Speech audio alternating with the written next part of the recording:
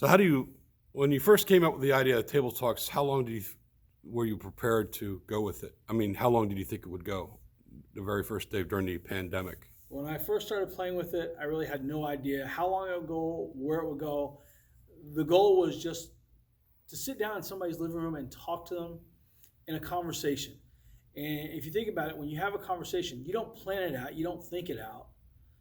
So, and that's kind of where they go. It's whatever I think of that particular day. There's no real research to it. It's just sitting down and having a conversation. I don't know where these will go or how long they'll go.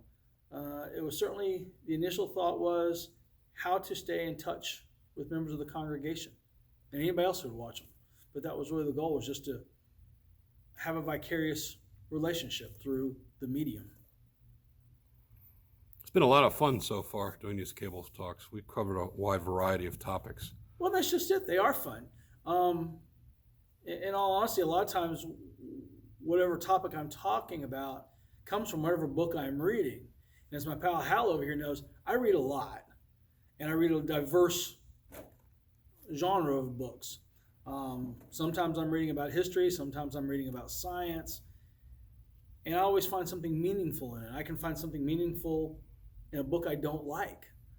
I remember I was going through a deal one time where I was reading 50 books to read before you die, and there's a book called Wuthering Heights.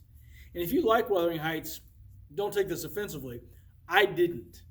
I found a lot of anger and hatred in that book, but there's still a message there.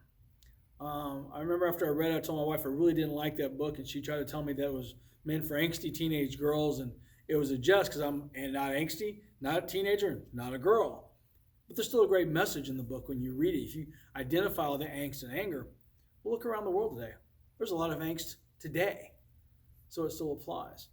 But no, the idea of the table talks was to sit down at a table, a coffee table, a dinner table, a card table, and to share a coffee or a tea or something, and just to talk about it.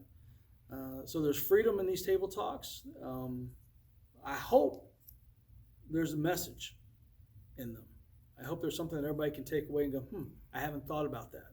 Or maybe I thought about that, or maybe I want to think about that. I certainly enjoy doing them. I have no idea how long they go. I could see this being part of my ministry for the rest of my ministerial career, because I do enjoy them. Have you ever considered writing a book about your table talks? No, I've thought about writing a book, but right now I'm caught up with my doctoral studies, so I'm got enough irons in the fire. There could be a time where we go back, or I go back and look at each one and rehash the material to a certain extent.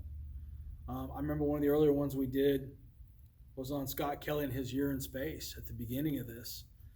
And here we are right at a year, a little more than a year later into this pandemic, and we're still running that race. So whatever I talked about back then still applies today.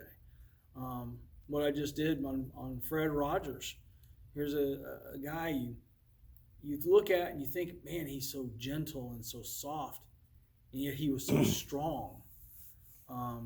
What you don't see in his television episodes is the power of the man, how he testified before Congress, how he stood his ground, and over his life, what you saw on television really was who he was, but it was a gentle power, if you will.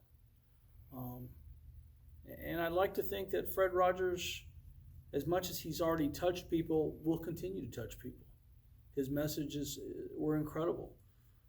There's a great episode he has where he sits down and he puts his feet in some water, and a black police officer comes by and he shares this water with him. They wash their feet together. A timeless message that certainly applies today. Love your neighbor. So no, I like the table talks. I don't know how long they'll go, but I've certainly gotten positive feedback, and I've always been one of those, if I get a pat on the back, I keep going.